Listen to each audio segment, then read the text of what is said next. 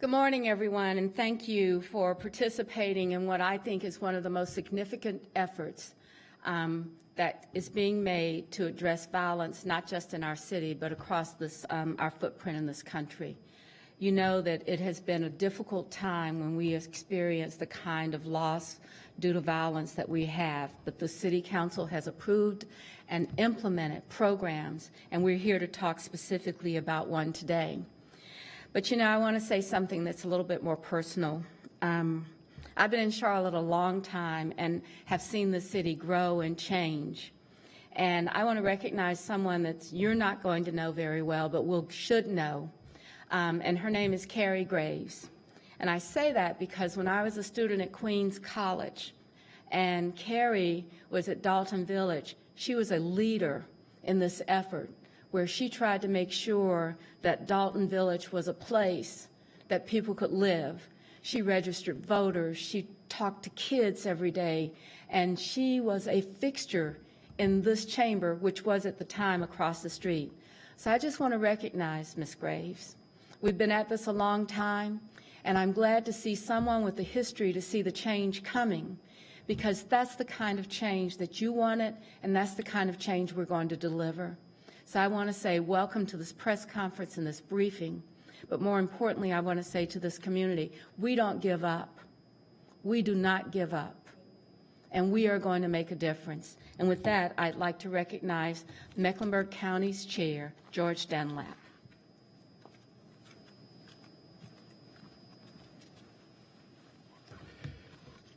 First, I want to say thank you to our illustrious mayor, and also to acknowledge the presence of City Council members Larkin Eggleston and Malcolm Graham.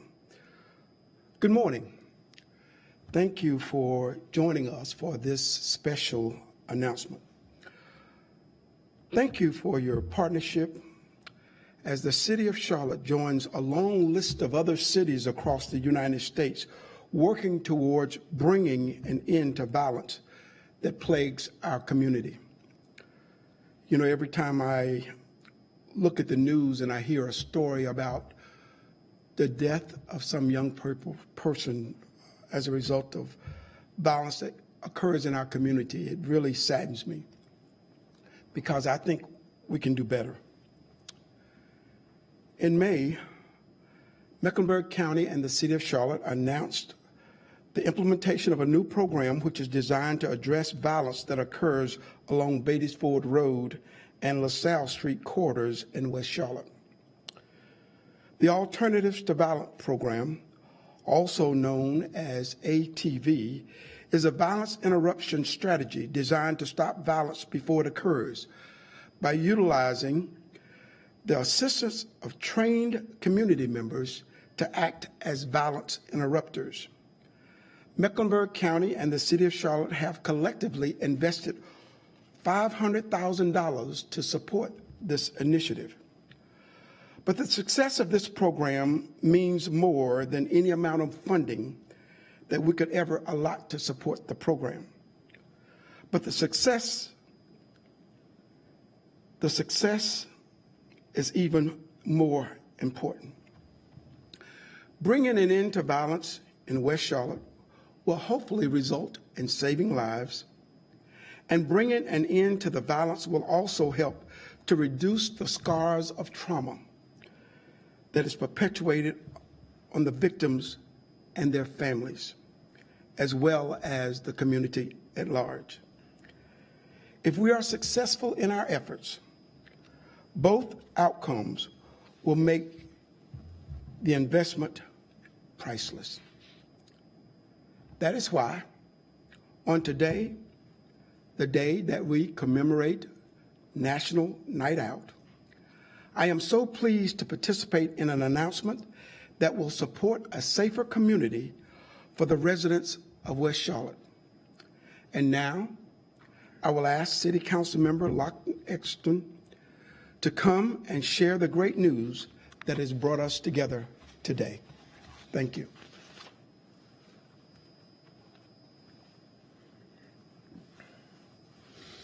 Good morning.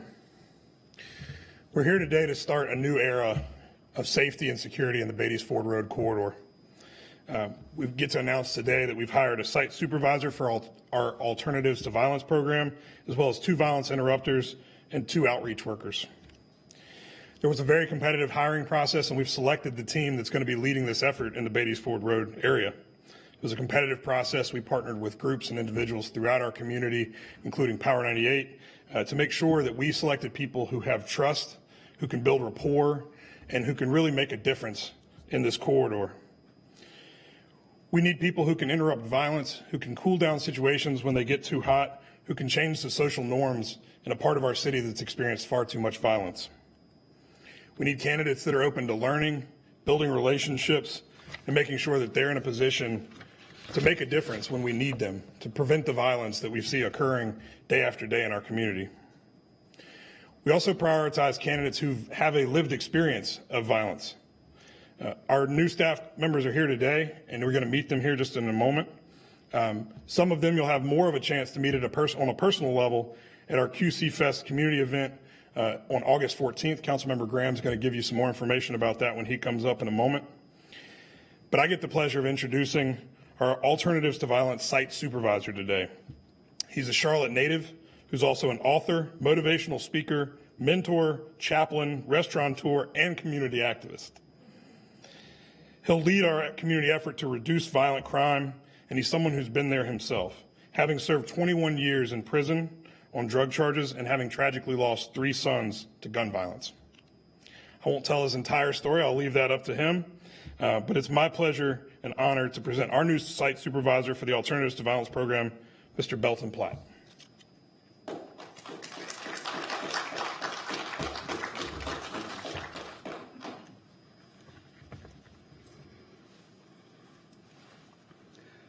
Thank you, Mr. Egerton, for that introduction. Commissioner Dunlap, Mayor Val-Lyles, thank you. The City Council and the Board of Commissioners, I would like to say thank you for you all to coming together to start this initiative here in the city of Charlotte. It's special to me. It means a lot to me. I want to thank my mother, Carrie Graves, who prayed for me, who believed in me.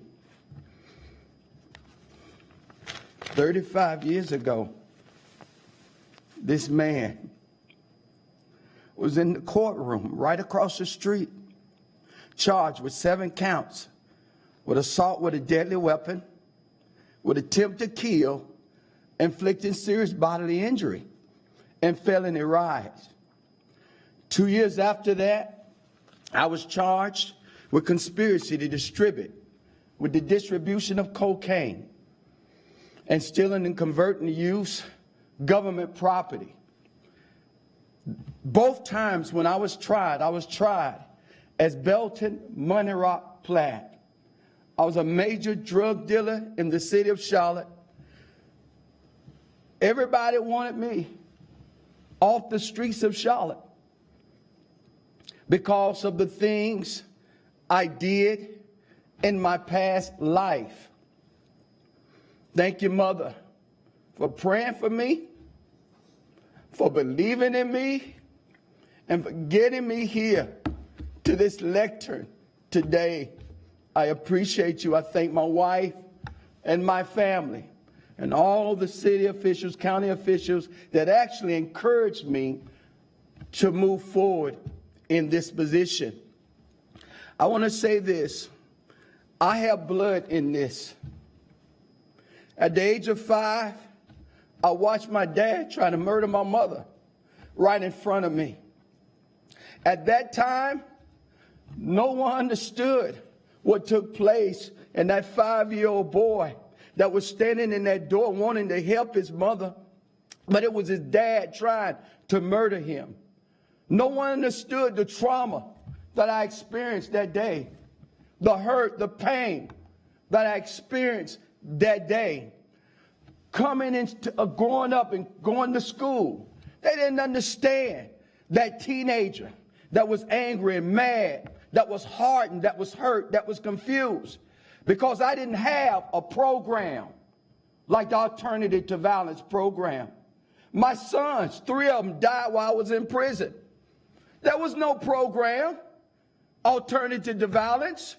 There was no Cure Violence Global, no Youth Advocate Programs, Inc., here in the city of Charlotte.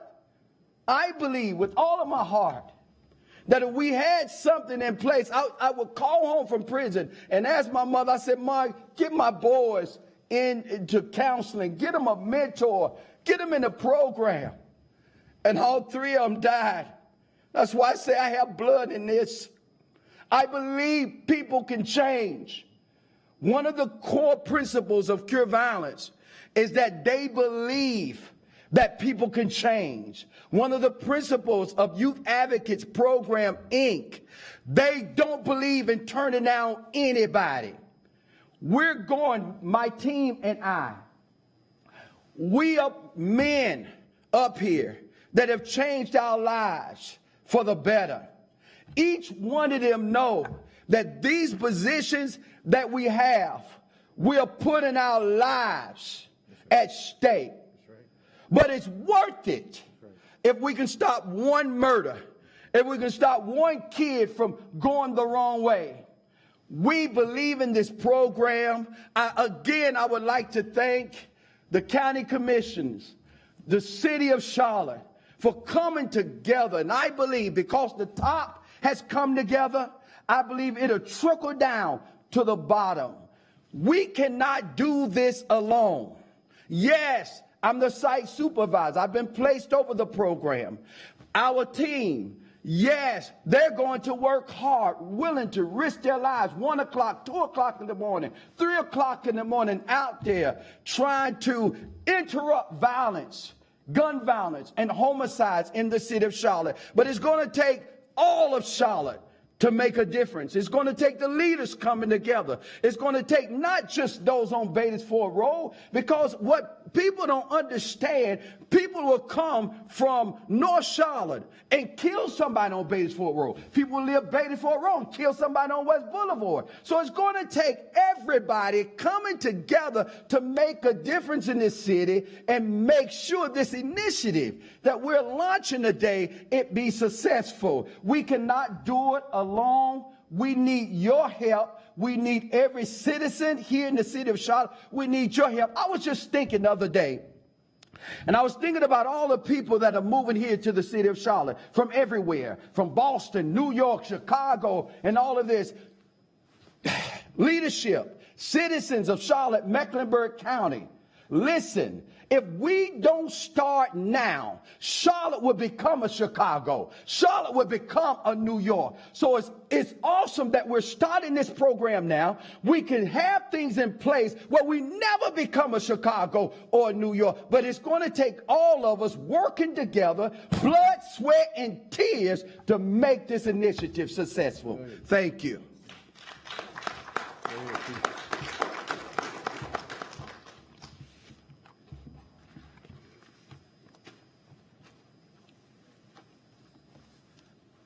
I'm not sure why they want me to follow Brother Platt, right? But I'll try to do the best that I can. Passion, determination is what this is all about, and I think you've heard it on display this morning.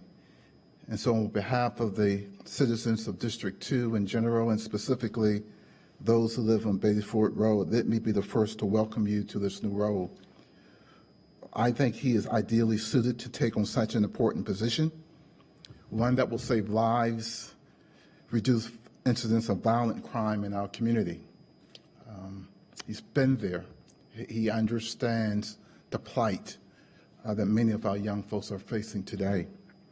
Studies have shown that 44% of patients being treated for violent injuries will return to the emergency room with another injury within 5 years. Another 20% of those patients will die as a result of a homicide. This is very important work that faces our neighborhoods and our community, and I applaud him for his willingness to get involved and helping make a real difference on Beatties Ford Road. We need your help. We need your support, your wisdom, your guidance, and the support of your team. He has already started working on preparing for this big task he has in front of him by completing multiple violence interruption training courses through Cure Violence Global and Youth Advocate programs. His team has also recently completed a 5-day intensive violence interruption and reduction training with Cure Violence. They are ready. They are trained up and ready to go. They know this community. They know every street, corner in Beatties Ford Road. They're ready to do the work, and they've been trained, and they're ready to go. We want to make them available to the public over the next 11 days, and we want everyone to come out and meet this new team of interrupters.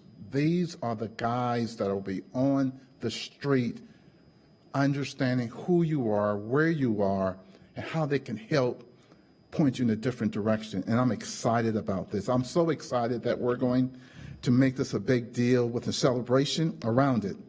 The event will be called QC Fest. It will be held August 14th from noon to 6 o'clock.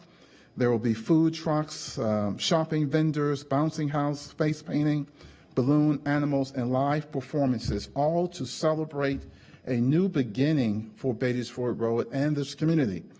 We will also have music as well.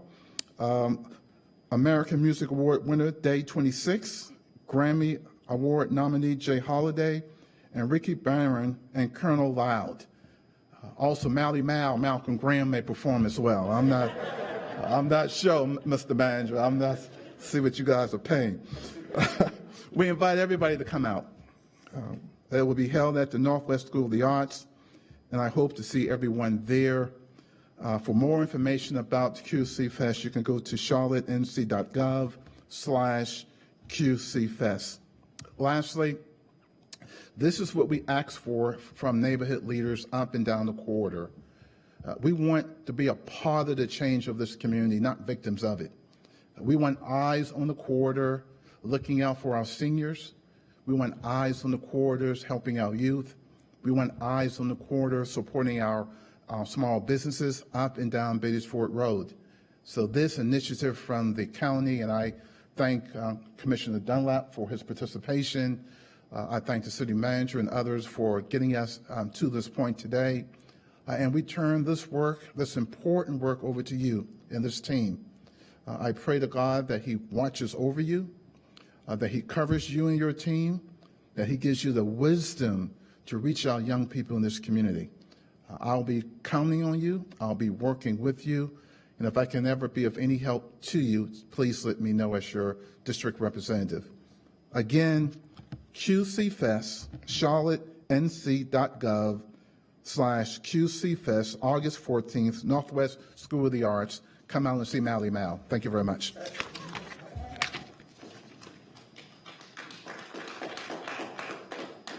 Thank you, Mr. Graham. At this time, we will turn it over to the reporters for questions. Our first question will go to Lana Harris. A quick reminder to our reporters, when you're asking your question, if you will, please identify the person that you're asking your question to so that they can approach the podium and microphone. And with that, we'll turn it over to Lana.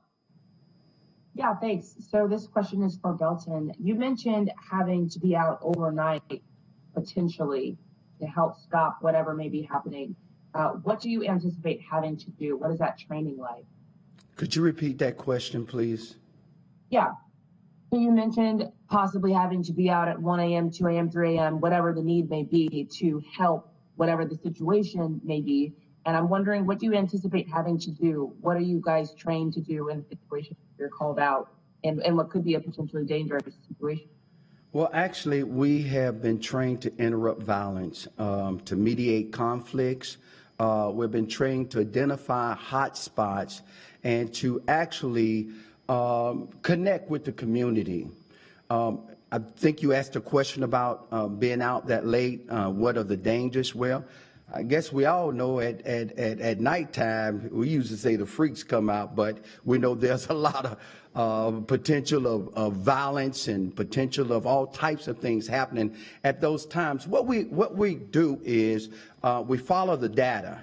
Okay, if homicide shootings, if they are at a certain time of night, if it's 1 o'clock, 2 o'clock, 3 o'clock in the morning, those are the times that we want to be there. We want to be there because we can sometimes interrupt problems or potential homicides or people getting hurt. So that's why we're there, and those are the potential dangers of being there late at night out there in those streets. And does that make you nervous at all? Absolutely not. I'm not nervous. As I said before, I have blood in it. My sons, they were killed. One committed suicide, the other two were killed. Many women in the city of Charlotte, men, families, have lost children.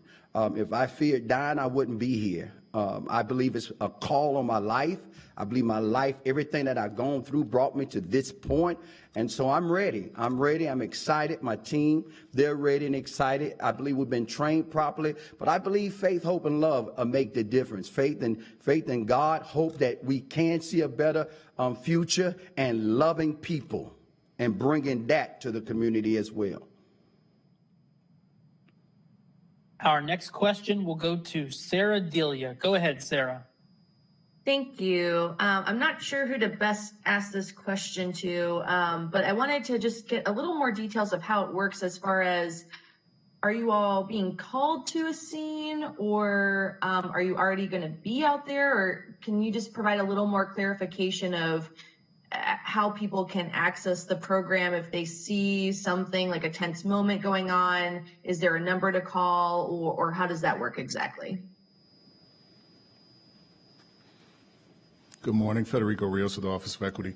So the way the program works is that these individuals will be out in the street 5 days a week, interfacing with the community. They are not there as responders. We have law enforcement that does that work, but these individuals are building relationships with community members, and in so doing, getting informed about potential conflicts before they arise. So they're not responding to a crisis, they're helping mediate the crisis and ensuring that it does not lead to a homicide or shooting.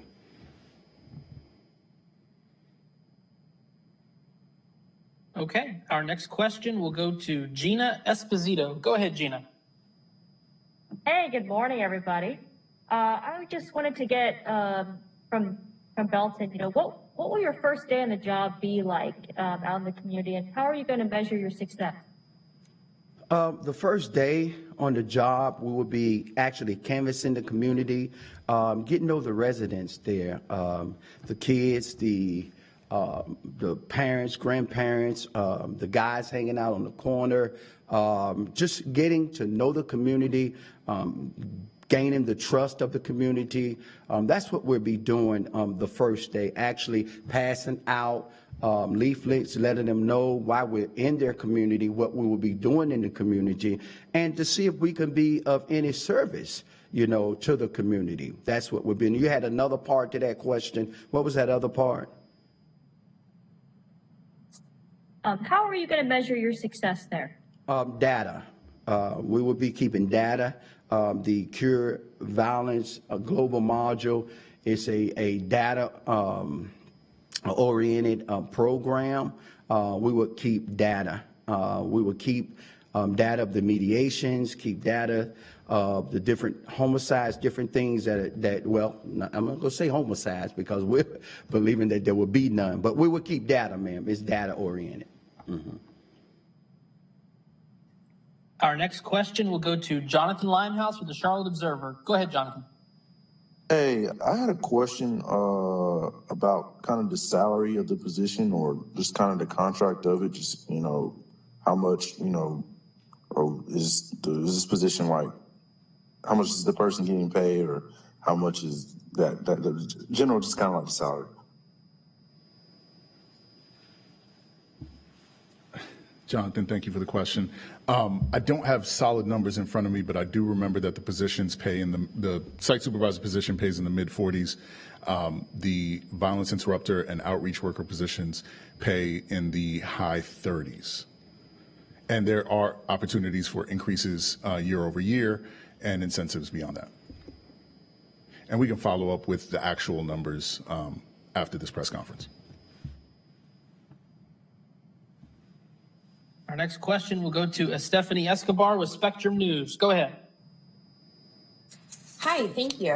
I was wondering how long will the program be in place, and how is this program different than other initiatives to reduce violence? Thank you. So the program, you're asking how long is the program in place here in Charlotte? So right now, Yes. year over year, City Council determines the funding for the initiative. So we have been funded for this first year. And I'm sorry, what was the second part of the question?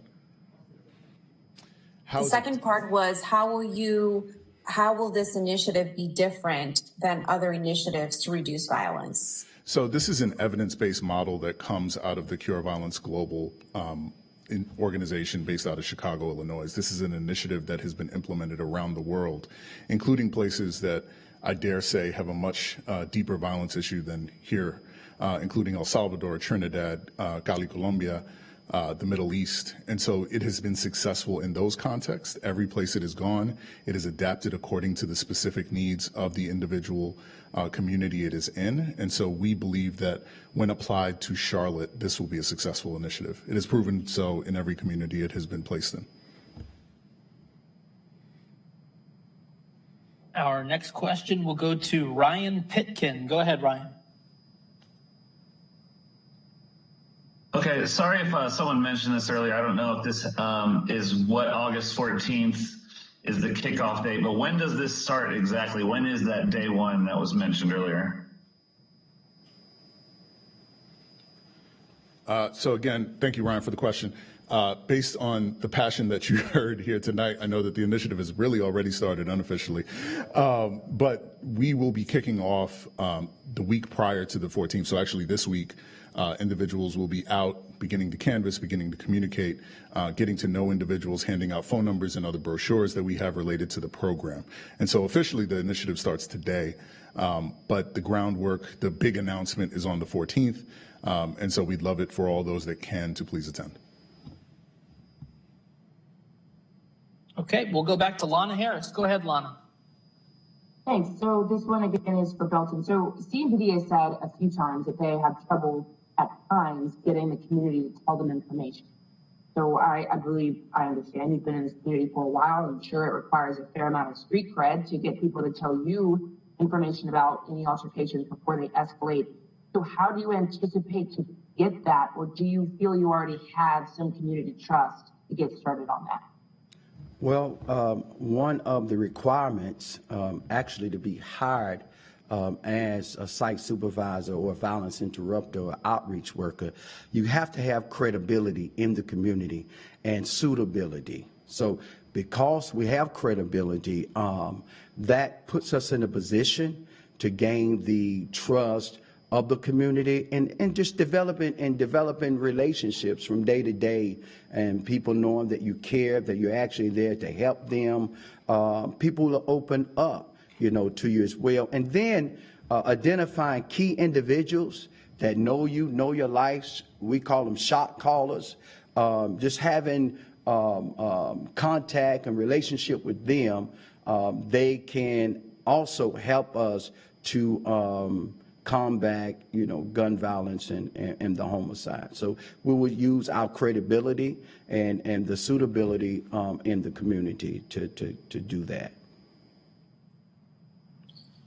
We'll go back to Stephanie Escobar again. Go ahead, Stephanie. Thank you. I was wondering how many people are part of the program, part of the team, and then is the total cost of the program $500,000? Is that correct?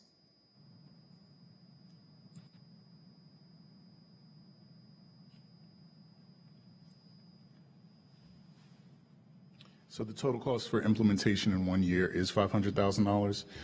Currently, there's a site supervisor, 2 outreach workers, 2 violence interrupters. We actually do have 1 violence interrupter position that we did not fill, and that was done really with purposefully. The hope is that as Belton and his team go out and interface with individuals, there'll be another individual that can be easily identified as somebody that could potentially help with this initiative. I can say, I'll brag a bit about this team. They went out a couple of weeks ago to do a dry run, and every single individual on this team was known in that corridor.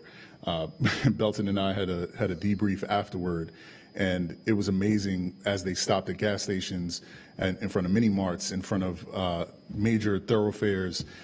Every single time there was individuals calling out names and saying, hey, how are you? Hey, how are you? So these are individuals with credibility, with relationships already, but that depth of relationship will grow. And we did want to afford them the opportunity to bring on one additional person that also has some relationships in that corridor. Okay, and we will do one last call for questions. I'll give you all just another second. Okay, we'll go back to Gina Esposito. Go ahead, Gina. Okay.